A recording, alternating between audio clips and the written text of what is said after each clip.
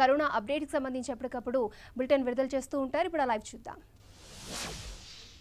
हिंदी, मलयालम और बंगाली कुछ ऐसे हैं और हम कोशिश कर रहे हैं राज्यों के साथ बात करके कि इसको भी ट्रांसलेट किया जाए और हम भी कोशिश करें कि जितना जल्दी हो सके इसको ट्रांसलेट कर दिया जाए अलग भाषाओं में।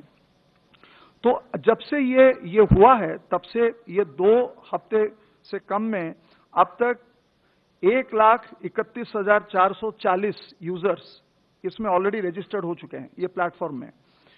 उसमें से 84,958 इतने लोग ऑलरेडी उनके कंप्लीट कर चुके हैं ट्रेनिंग।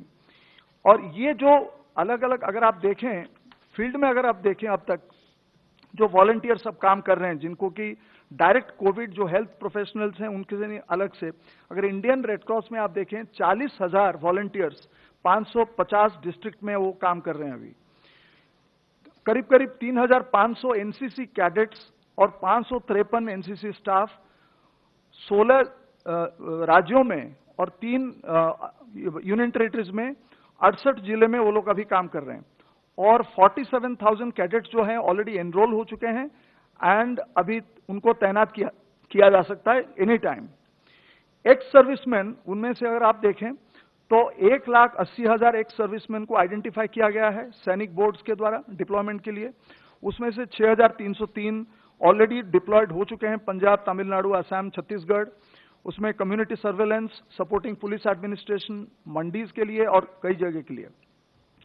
15,000 आयुष प्रोफेशनल्स, आयुष के लिए भी वो बने हैं, क्वारंटीन मैनेजमेंट कैसे करेंगे ये सब के लिए ट्रेनिंग मॉड्यूल्स। उनको करीब करीब 15,000 आयुष प्रोफेशनल्स को 15 स्टेटों में और 2 यूनियन टेरिटरीज में अब तक डिप्लॉय कर वो किए गए हैं। और अभी तक 1 लाख से ज्यादा आयुष प्रोफेशनल्स और 55,000 आयुष स्टूडेंट्स को भी ट्रेनिंग दिया गया है और वो भी रेडी हैं डिप्लॉयमेंट के लिए। अगर आप NYKS नेहरू युवक केंद्र जो संस्थान है और NSS है उनमें अगर वॉलंटियर्स को देखें तो 27 लाख वॉलंटियर्स अब तक काफी जो स्टेट्स में और यूटीज में अभी वो लोगों को, सिविक अथॉरिटीज को अभी हेल्प कर रहे हैं। जैसे लॉकडाउन को कैसे ऑब्जर्व किया जाए, markets, banks, public places, mandi operations, providing food, grocery, medicine to the needy, quarantine families और सैनिटेशन ड्राइव्स में, कंट्रोल रूम में डिस्ट्रिक्ट को। और सबसे बड़ी बात, इस दौरान 18 लाख से ज्यादा नए वॉलंटियर्स इसमें शामिल हुए हैं। पहले जो थे उससे 18 लाख ज्यादा अभी लास्ट करीब करीब 1 महीने में 18.43 लाख 18 लाख से ज्यादा न्यू वॉलंटियर्स ज्वाइन किए हैं। उनमें से करीब करीब 42 लाख जो वॉलंटियर्स वो आरोग्य सेतु डाउनलोड किए हैं और वो भी कोशिश कर रहे हैं कि अपने जो जिनको जानते हैं उस एरिया में सबको बता के आरोग्य सेतु को डाउनलोड करें और जो बुजुर्ग जो लोग उनको कैसे देखभाल किया जाए उनसे भी वो अभी उसमें काम पे वो लगे हुए हैं। तो ये जो कहना यही है, तात्पर्य यही है कि ये एक महत्वपूर्ण बात है कि ये जो वॉलंटियर्स हैं और जो हेल्थ प्रोफेशनल्स हैं उनको एक ही जगह वन स्टॉप सॉल्यूशन जैसे कहते हैं शॉप ये है और इनको हम कैपेसिटी बिल्डिंग करके जैसे as per the requirement of the district and the urban local body इनको तैनात किया जा रहा है। धन्यवाद। धन्यवाद। गृह मंत्रालय के प्रवक्ता से प्लीज।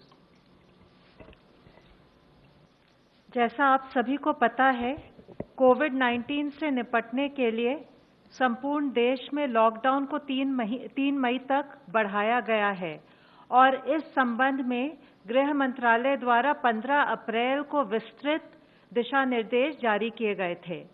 इन दिशा निर्देशों के अंतर्गत 3 मई तक संपूर्ण देश में कुछ गतिविधियों पर आवश्यक तौर पर रोक लगाई गई थी, परंतु साथ ही जो क्षेत्र हॉटस्पॉट्स तथा कंटेनमेंट जोन में नहीं है, विशेषकर ग्रामीण क्षेत्र, वहां पर अर्थव्यवस्था की दक्षता तथा कृषि कार्यों को कार्यात्मक बनाए रखने के लिए 20 अप्रैल से कुछ एडिशनल एक्टिविटीज की अनुमति दी गई है। राज्यों के भीतर प्रवासी मजदूरों की आवाजाही के लिए भी एक SOP केंद्र सरकार द्वारा सभी राज्यों के साथ साझा किया गया था ताकि ये मजदूर जिनमें से कई रिलीफ कैंप्स में हैं, वे परमिटेड एक्टिविटीज में सुचारू रूप से रोजगार पा सकें। गृह मंत्रालय राज्य सरकारों के साथ मिलकर लॉकडाउन नियमों के सख्ती से अनुपालन को निरंतर मॉनिटर कर रही है। जैसा मैंने कल आपके साथ शेयर किया था केंद्र सरकार ने हेल्थ एवं मेडिकल इंफ्रास्ट्रक्चर और आपदा प्रबंधन के मुद्दों इत्यादि पर राज्य सरकारों की सहायता के लिए इंटर मिनिस्टीरियल सेंट्रल टीमों का गठन किया है। 4 राज्यों में इन टीमों को भेजा भी गया है। इन टीमों में वरिष्ठ स्तर के प्रशासनिक अधिकारी हैं। Additional secretary to government of India इस टीम को लीड कर रहे हैं। इसके अलावा सीनियर पब्लिक हेल्थ स्पेशलिस्ट तथा नेशनल डिजास्टर मैनेजमेंट अथॉरिटी के सीनियर अफसर भी इस टीम में शामिल हैं। उनकी एक्सपर्टीज को हम राज्यों के साथ साझा करना चाहते हैं, जिससे कि केंद्र और राज्य सरकारों के प्रयासों को एकजुट करते हुए हम कोविड-19 के खिलाफ देश का जो महासंग्राम है उसमें सफलता पा सकें। कल गृह मंत्रालय द्वारा विभिन्न जिलों की लॉकडाउन की स्थिति की ग्राउंड लेवल पर समीक्षा के दौरान यह सामने आया है कि कई सेक्टरों में जहां 20 अप्रैल से अतिरिक्त गतिविधियों को अनुमति प्रदान की गई थी, वहां पर अच्छी शुरुआत हुई है। कई स्थानों पर ग्रामीण क्षेत्रों में औद्योगिक गतिविधियां शुरू हुई हैं। मनरेगा के तहत भी कार्य शुरू हुए हैं। कुछ राज्यों में सड़क निर्माण का कार्य भी शुरू किया गया है। ईंट भट्टों का संचालन भी आरंभ हुआ है। प्रवासी मजदूरों को इन गतिविधियों में शामिल किया जा रहा है। हमें ये भी जान के खुशी हुई है कि ग्रामीण लोग जागरूक हैं और कई स्थानों पर मास्क और गमछा पहन रहे हैं। हम उम्मीद करते हैं कि इन व्यवस्थाओं से ग्रामीण अर्थव्यवस्था को गति मिलने के साथ साथ कृषि और मनरेगा गतिविधियों के माध्यम